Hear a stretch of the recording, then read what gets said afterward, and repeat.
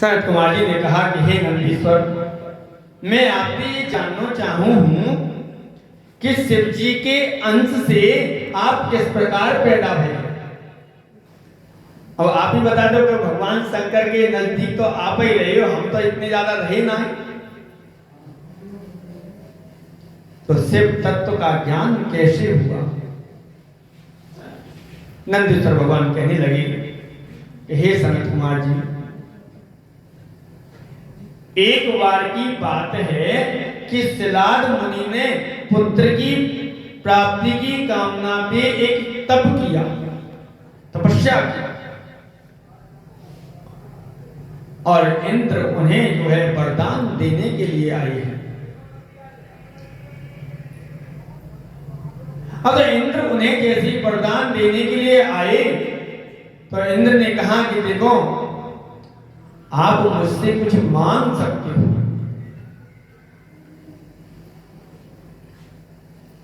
उन्होंने इंद्र से कहा कि प्रभु, यदि आप मुझ पर प्रसन्न हैं तो मुझे अयौनिज और मृत्युहीन पुत्र दे दीजिए। यानी वह किसी योनि से उत्पन्न ना हो और मृत्युहीन हो, उसकी कभी मृत्यु हो ही नहीं। इंद्र कहने लगे कि मृत्युहीन तो इस संसार में कोई हो नहीं सकता, लेकिन ऐसा सर्वदा असंभव है। हाँ, यदि भगवान शिव चाहे, मेरे भोलेनाथ चाहे, तो ऐसा वरदान आपको प्रदान कर सकते हैं। इतना सुनकर के मेरे भोलेनाथ जो है मुनि ने महादेव जी की आराधना प्रारंभ कर दी है, मेरे भोलेनाथ की तपस्या की है। अब तो महाराज 1000 वर्ष बीत गए और 1000 वर्ष से और तपस्या चल रही है। स्नाद ऋषि तपस्या करते करते उनके शरीर पर मिट्टी जो है चिपक गई है, दीमक ने मिट्टी लगा दी है। तब उमा सहित शिव जी उन्हें वरदान देने के लिए आए हैं, वरदान देने के लिए पधारे हैं। और महाराज शिव जी ने अपने हाथों से उन्हें स्पर्श किया है। मुनि सिलाद की जो है समाधि टूट गई है। बोलो शंकर भगवान की। और उन्हें शिव पार्वती के दर्शन हुए। मुनि ने शिव जी के चरणन में गिर के साष्टांग दंडवत प्रणाम किया है और उनकी स्तुति गाई है। मुनि ने मृत्यु रहित पुत्र की कामना की है और शिव जी एवनस्तु कहकर के अंतर ध्यान हो गए। सिलाद मुनि ने यह सारा वृतांत मुनि को बतायो और यज्ञ करने हेतु आंगन को जो है खोदने लगे हैं। आंगन को जैसे ही खोद रही थी तो तभी मैं जो है भगवान शिव की आज्ञा से उनके यहाँ पिल्याग्नि के समान चमकने वाला पुत्र प्रकट हो गया और देवताओं ने मेरे ऊपर पुष्पों की वर्षा की और 3 नेत्र वाला चतुर्भुज और जटा मुकुटधारी बालक को देख करके पिता सिलाद अत्यंत प्रसन्न हुए और मैं पर्णकुटी में पिता के साथ में रहने लगा और वहां में साधारण बालक बन गया। ऐसे पिता को दुख हुआ, परंतु पुत्र स्नेह के कारण उन्होंने मेरे सभी जात कर्म किए और उन्होंने मेरा नाम नंदी रखा है। बोलो नंदीश्वर भगवान की जय। उन्होंने मुझे अल्प आयु में ही वेद शास्त्रों को ज्ञान प्रदान किया है। एक दिन वहां मित्रा वरुण नामक ऋषि पधारे हैं और महाराज वे मुझे देख करके भारी विस्मय करने लगे, बड़े अचंभित होने लगे। और अचंभित होते हुए उन्होंने कहा कि इतनी थोड़ी सी अवस्था में इस बालक ने सभी शास्त्रों को ज्ञान कैसे प्राप्त कर लिया। परंतु यह बालक तो अल्प आयु वाला है, बहुत आयु इसकी कम है, लेकिन इसकी आयु केवल 1 वर्ष और शेष है। इतना सुनकर के मेरे पिताश्री जो है वो रोने लगे हैं। इस पर मैंने पिता से कहा, मुझे कोई नहीं मार सकता। हे पिताजी, आप क्यों चिंता करते हैं? मेरी मृत्यु तो है ही नहीं, आप चिंता न करें। मैं भगवान शिव की तपस्या के द्वारा मृत्यु पर विजय प्राप्त कर लूंगा। इतना कह करके मैं एक महावन में जाकर के तपस्या करने चला गया, जो महावन आज भी हमारे बगल में है। यमुना जी के किनारे आकर के नंदी भगवान गोकुल के समीप में ताऊ जी के बीच में महावन पड़ता है। उस महावन में आकर के तपस्या करने लगे। तब माता पार्वती के साथ में शिव जी वहां पधारे हैं, और आज भी वहां चिंताहरण माद्रिक के रूप में मेरे भोलेनाथ मां आज भी विराजमान है। पर चिंताहरण भगवान की जय। आज भी मनुष्यों की चिंता को दूर कर रहे हैं, वहां विराजमान हो।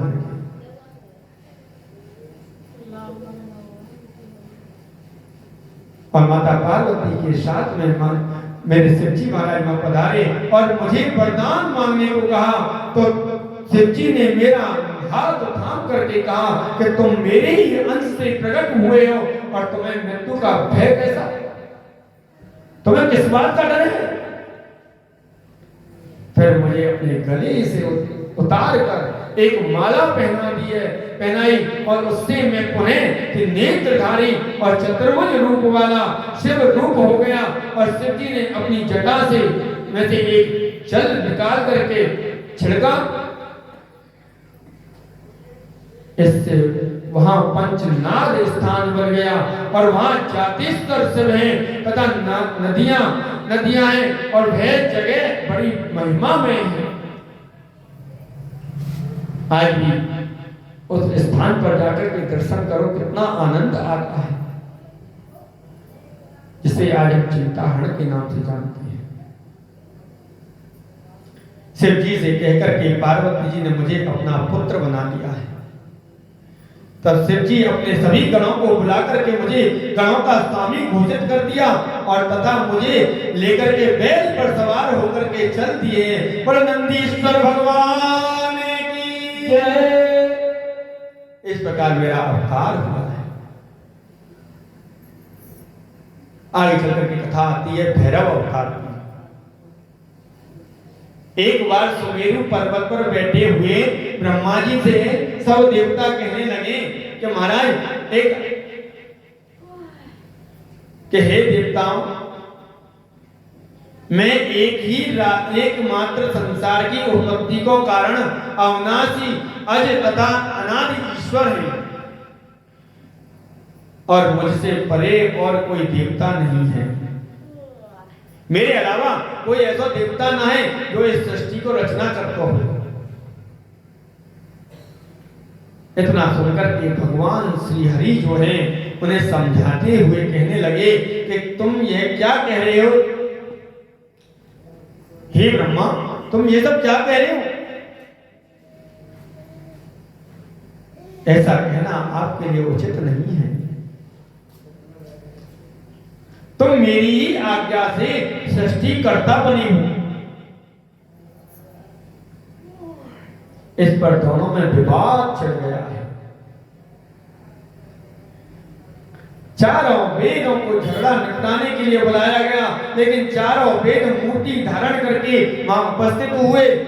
उन्होंने बताया कि जिसके अंदर समस्त भूत निहित हैं तथा जिससे सब कुछ प्रवर्त होता है और जिसको परम तत्व कहा जाता है वह तो एकमात्र शिव है। जैसे ही ये सुना तो श्री हरि और ब्रह्मा जी बोले कि हे वेदो, ये तो तुम्हारा अज्ञान है। भला पार्वती के संग में रमण करने वालों, नग्न अवस्था में रहने वालों और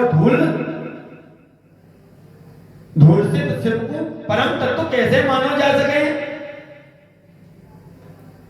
अरे वेदो, तुम पे वो झूठ बोलवा नहीं आए। वो औगड़दानी वो परम तत्व है सकेगा? वह परमात्मा नहीं हो सकता। अब तुम्हारा ये दोनों के परस्पर विवाद को सुनकर के एक ज्योति प्रकट हुई और उस ज्योति से त्रिशूलधारी नील लोहित भगवान शंकर प्रकट हुए हैं। तब ब्रह्मा जी से कहने लगे कि हे चंद्रशंख,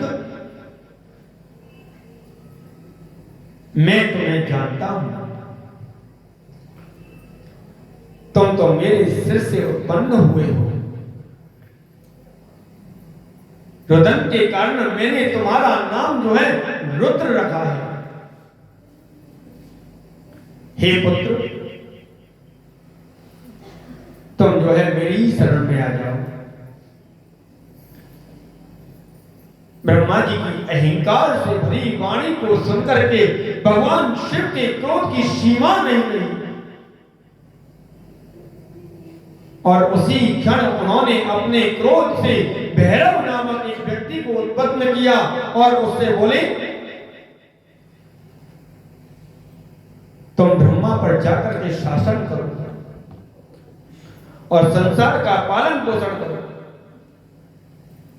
और तुम्हारा नाम भक्तों के पाप भक्षण के कारण पाप भक्षण भी होगा।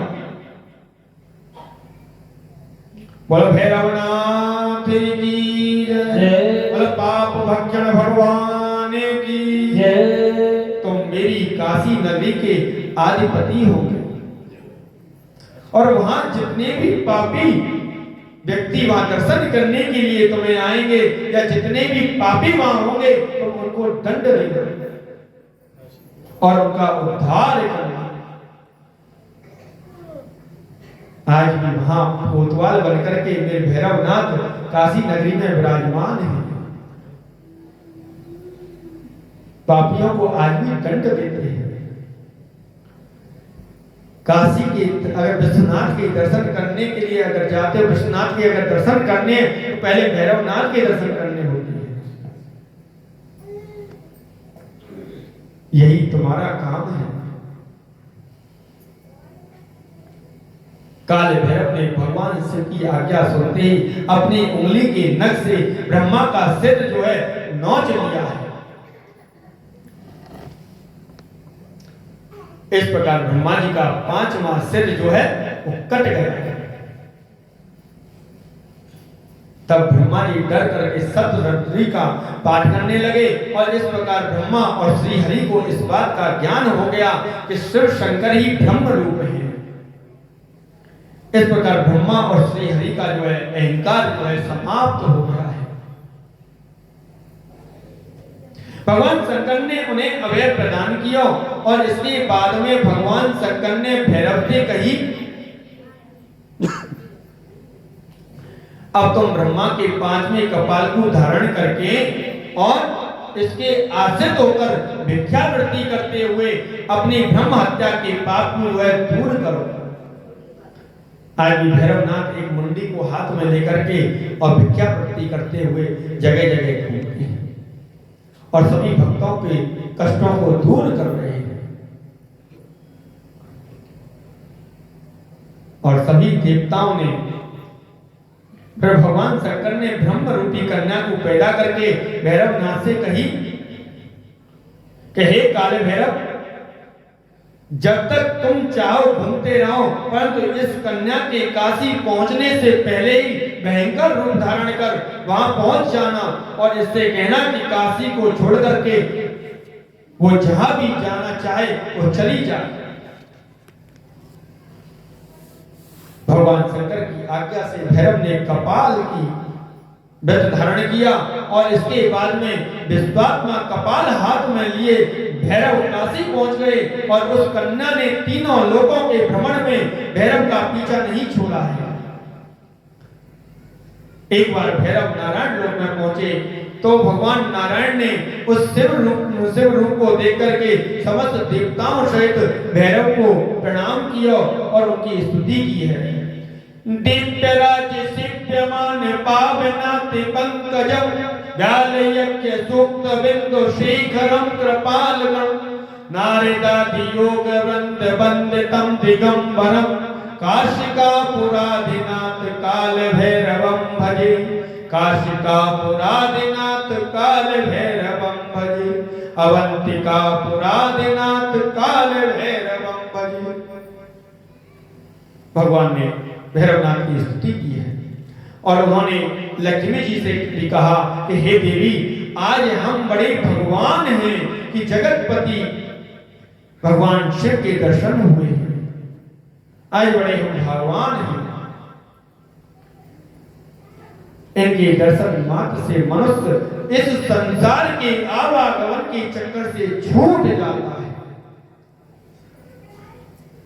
फिर उन्होंने शिव रूपी भैरव जी से पूछा कि हे त्रिनेत्रधारी, आप किस प्रयोजन से आज वैकुंठ पधारे हैं? तो भैरवनाथ ने मेरे गोविंद से कहा कि ब्रह्म हत्या की समनार्थ मैंने ये कपालिक जो है व्रत धारण किया है, कापालिक व्रत लियो है और लक्ष्मी जी ने उन्हें भिक्षा में मनोरथी नाम की विद्या जो है वो भेंट की है और उस मनोरथी विद्या से मेरे भैरवनाथ आज भी भक्तों के मनोरथों को पूर्ण कर रहे हैं। भैरव जी कपाल रूपी खप्पर में वे विद्या लेकर के प्रसन्नता पूर्वक भिक्षा हेतु दूसरी जगह चल पड़े हैं और ब्रह्म हत्या भी उनके पीछे पीछे चलती रही। अब भैरव जी काशी अविमुक्त क्षेत्र में पहुंचे और वहां पर ब्रह्म हत्या पाताल लोक में समा गई और भैरव जी के हाथ में से ब्रह्मा जी का 5वां सिर जो है पृथ्वी पर गिर पड़ा है और इस पर वहां कपाल मोचन नाम से एक तीर्थ बन गया और भैरव वहां उसी प्रकट होकर के नृत्य करने लगे हैं। आज भी कपाल मोचन नाम का वहां तीर्थ है और वह स्थान कपाल मोचन के नाम से प्रसिद्ध है। जो मनुष्य कपाल मोचन का स्मरण करता है उसे इस जन्म और दूसरे जन्म के पाप जो है नष्ट हो जाते हैं। और जो व्यक्ति काशी में मंगलवार या जन्माष्टमी के दिन काल राज भैरव की मूर्ति का दर्शन करता है उसके सभी पाप जो है वो धुल जाते हैं। कारागार बंधकों में पड़ा हुआ व्यक्ति बंधन से मुक्त हो जाता है और सभी कष्टों से मुक्ति पा लेता है। बोल भैरव भगवान की